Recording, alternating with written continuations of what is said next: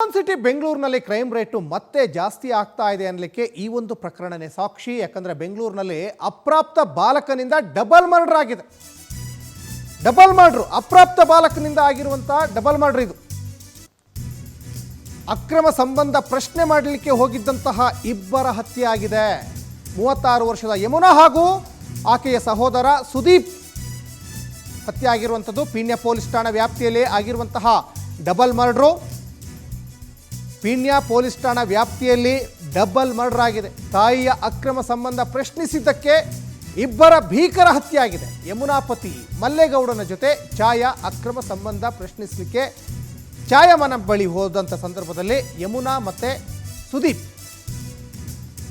ಛಾಯಾ ಅಪ್ರಾಪ್ತ ಮಗನಿಂದ ಯಮುನಾ ಮತ್ತು ಸುದೀಪ್ ಮೇಲೆ ಹಲ್ಲೆ ಆಗಿದೆ. ಇಬ್ಬರ ಮೇಲೂ ಕೂಡ ಹಲ್ಲೆ ಮಾಡಿ ಅಪ್ರಾಪ್ತ ಬಾಲಕ ಕೊಂದು ಮುಗಿಸಿದ್ದಾನೆ. ನೋಡಿ, ಈ ಅಪ್ರಾಪ್ತ ಬಾಲಕರು ಅಂದರೆ ಸ್ಕೂಲಿಗೆ ಹೋಗ್ತಾ ಇರ್ತಾರೆ. ಕೈಯಲ್ಲಿ ಪೆನ್ನು ಪುಸ್ತಕ ಹಿಡಿಬೇಕಾದಂಥ ಕೈ ಇವತ್ತು ಮಚ್ಚು ಲಾಂಗು ಹಿಡಿತಾ ಇದೆ. ಈ ಬಗ್ಗೆ ಸಾಕಷ್ಟು ಡೀಟೇಲ್ಸನ್ನು ನಮ್ಮ ಕ್ರೈಮ್ ರಿಪೋರ್ಟರ್ ವೆಂಕಟೇಶ್ ಕೊಡ್ತಾ ಹೋಗ್ತಾರೆ.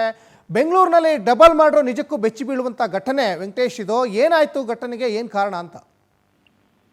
ಸಚಿನ್, ಪೀಣ್ಯ ಪೊಲೀಸ್ ಠಾಣಾ ವ್ಯಾಪ್ತಿಯ HMC ಲೇಔಟ್ನಲ್ಲಿ ಇವತ್ತು ಈ ಒಂದು ದುರ್ಘಟನೆ ಆಗಿರುವಂತಹದ್ದು. ಛಾಯಾ ಎನ್ನುವಂತಹ ಮಹಿಳೆಯ ಜೊತೆ ಈ ಯಮುನಾ ಎನ್ನುವಂತಹ ಒಂದು ಮಹಿಳೆ ಏನಿದ್ದಾರೆ, ಅವರ ಗಂಡ ಅಕ್ರಮ ಸಂಬಂಧವನ್ನು ಹೊಂದಿದ್ದ ಅಂತ ಹೇಳಿ ಗಲಾಟೆ ಆಗಿರುತ್ತೆ ಸಾಕಷ್ಟು ಬಾರಿ ಕೂಡ. ಇವತ್ತು ಕೂಡ ಯಮುನಾ ಮತ್ತು ಆಕೆಯ ತಮ್ಮನನ್ನ ಕರ್ಕೊಂಡು ಬಂದು ಈ ಸುದೀಪ್ ಅನ್ನುವಂತಹ ವ್ಯಕ್ತಿಯನ್ನ ಮನೆ ಬಳಿ ಬಂದು ಈ ಛಾಯಾ ಅವರ ಬಳಿ ಮಾತಾಡ್ತಾ ಇರ್ತಾರೆ. ಆ ಸಂದರ್ಭದಲ್ಲಿ ಮಾತಿಗೆ ಮಾತು ಬೆಳೆದು ಜಗಳ ಆಗುತ್ತೆ. ಆ ಜಗಳ ವಿಕೋಪಕ್ಕೆ ಹೋದಂತಹ ವೇಳೆಯಲ್ಲಿ ಮನೆಯಲ್ಲೇ ಇದ್ದಂತಹ ಈ ಛಾಯಾ ಅವರ ಅಪ್ರಾಪ್ತ ಮಗ ಏನಿರ್ತಾನೆ, ಈತ ಮನೆಯಲ್ಲಿದ್ದಂತಹ ಚಾಕುವನ್ನು ತಂದು ಇಬ್ಬರ ಮೇಲೆ ಹಲ್ಲೆಯನ್ನ ಮಾಡ್ತಾನೆ. ಹಲ್ಲೆಯ ಪರಿಣಾಮವಾಗಿ ತೀವ್ರ ರಕ್ತಸ್ರಾವವಾಗಿ ಕುಸಿದು ಬೀಳ್ತಾರೆ.